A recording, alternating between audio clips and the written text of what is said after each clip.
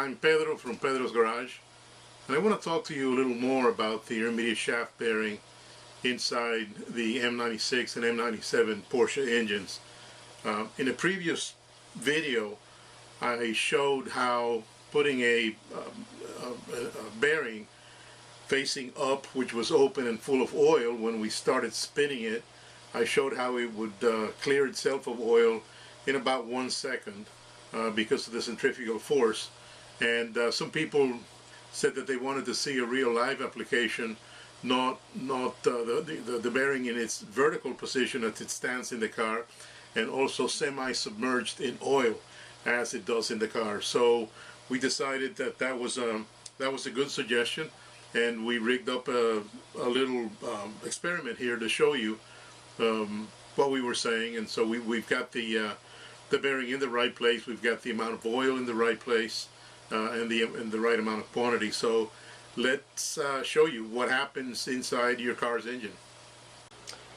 What we did here was to put a small electric 12-volt motor, actually from the secondary air injection pump in one of these cars, connected with a shaft to a single row steel bearing, which has had its frontal seal removed, as would be with the LN Engineering or any of the other newer IMS bearings that people are removing the seal. And we've enclosed it in this clear jar so you can actually see what's going on without me getting all oily. This bearing is sitting in 10W40 oil, motor oil, and it's sitting submerged just about the right amount, as you would see in a car that has the correct amount of oil. It's about 25% to 28% immersed in oil. So people say that this is enough for the splash lubrication with an open sealed bearing to get all the oil that it needs. We say that it's not sufficient, so we wanted to actually show you what happens when the bearing starts spinning. So take a good look at the bearing. As I said, you can't actually see the bottom end of the bearing because it's in oil, but watch what happens when we start the engine and we get it going.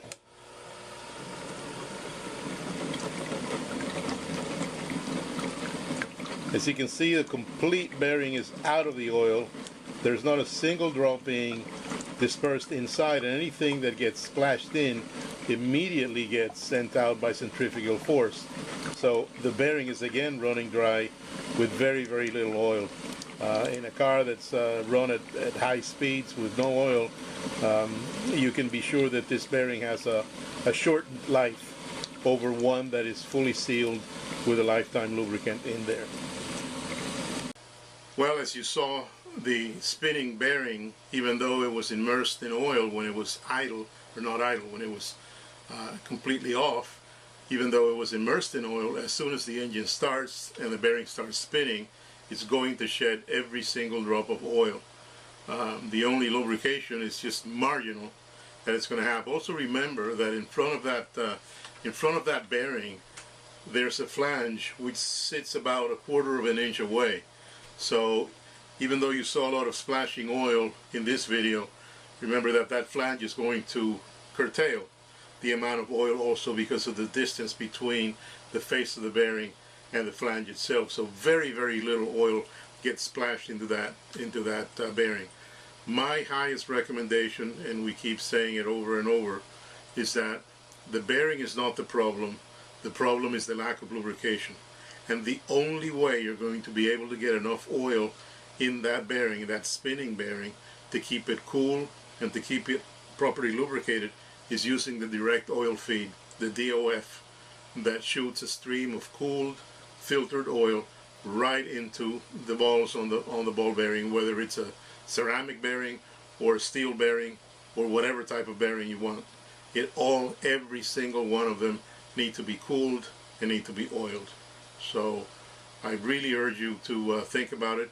You can check us out on our website, pedrosgarage.com, and go to the products page and take a look at the direct oil feed, or the Technofix DOF, what we call it, and you can get all the information there. Thank you for viewing the video. We appreciate it.